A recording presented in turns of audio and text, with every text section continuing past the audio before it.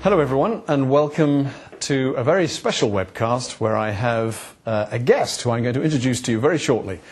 One of the themes that we've been talking about a great deal at Sage in the last 12 months has been that of extraordinary customer experience. And what I thought it would be interesting to do would be to invite one of our very best business partners in to chat with me and talk about extraordinary customer experience and how it's made relevant in the marketplace. So I'd like to introduce Alistair Livingstone of Eureka to everybody at Sage.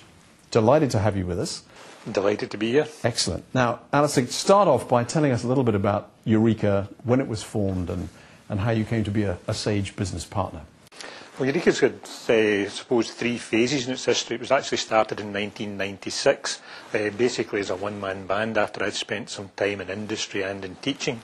So for the first 4 years it was a simple one-man consultancy service.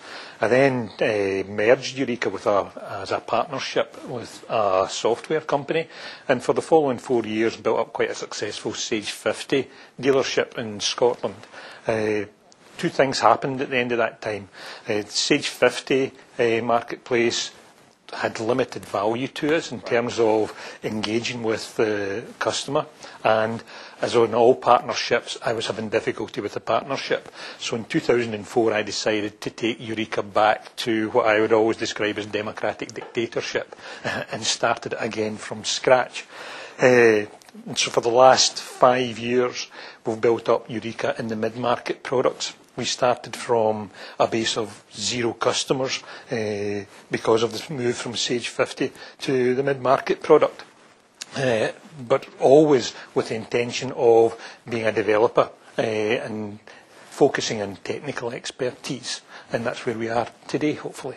That's fantastic. And what's interesting from our perspective, of course, is the fact that Eureka has been, for the last 2 years, in the Circle of Excellence, which everybody at Sage knows well is the creme de la creme of our business partners from a customer experience perspective. And I know you're shortlisted in the Developer of the Year for this current year, which is very exciting. Yes, and to be honest, it was 2 years ago when we first won Circle of Excellence. It was indeed a surprise for us because, and it's part of what I believe about the customer experience in the Circle of Excellence, it wasn't something we set out to achieve. It comes about because of something we do, something that's inherent in how we react and how we work. And it's interesting how so much of what extraordinary customer experience is about, whether it be between us and our partners, or partners and your customers, or us and our customers more generally, communication and regularity and frequency and clarity and honesty of communication is such an important part of it. Yes, and I think the key word there is honesty, because I don't care who you are or what type of business, you make mistakes, and sometimes being honest about your mistakes is where the value comes. Even with our own customers or end user, I've always found that when you make a mistake, hands up, and it's not always the mistake that causes the issue, it's how you handle the mistake that really decides whether that's a serious issue or not. Customers, in my experience, have always got 2 ways they can handle a mistake.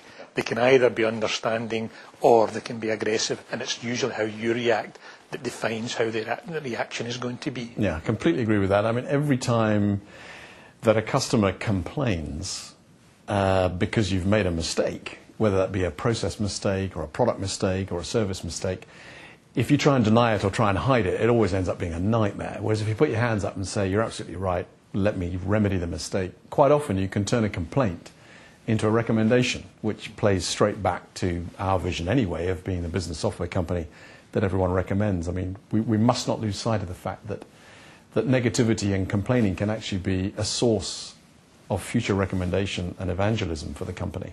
It's an opportunity. The customers who complain give you at least an opportunity to resurrect the situation. It's customers who walk away and don't come back that have difficulty. I agree. There's some great feedback from that. Thank you, Alistair. The closing section of this webcast, I'd love to touch on extraordinary customer experience again, but this time I'd like to ask you the question, what's the one single thing when you think about it in respect of Eureka and your customers? What's the one thing that you think drives extraordinary customer experience? It's fairly clear for me, and I could talk for ever more on it, but it's quite simply people. We provide, as part of our service, two things. We provide a product and we provide service. Although we can have some input to the product, we don't really. What we provide is a service, and that service is provided by people. And in the true investors and people sense, I know that everything that Eureka has achieved is because of our people. In particular, we invest in graduates, fresh graduates with fresh open minds, with new technology. 50% of Eureka are in fact graduates in their first placement. And the customer experience is a way of life, it's a way of thinking. It's something that when staff come in, it becomes the norm. It's very difficult to teach that. It's simply something that is ingrained in an organisation, and it's something that Eureka, we work really hard at doing. Well, that's great to hear. I mean, I have to say I completely agree. I mean, when I'm talking to people within Sage about extraordinary customer experience, I describe it as the glue that holds our vision, our long-term objectives together. And it's the way in which we differentiate ourselves, or like to think that we differentiate ourselves in the market. But what it means, of course, if you're going to provide an experience that to a customer is extraordinary, you have to get your people right first. And if your people are inspired and believe and are passionate about the need to do the right thing by the customer and to be the best we possibly can be, then the customer inevitably will feel it, and then ultimately will make a great return for shareholders, for our people, for our customers. So I completely agree with your line of thinking.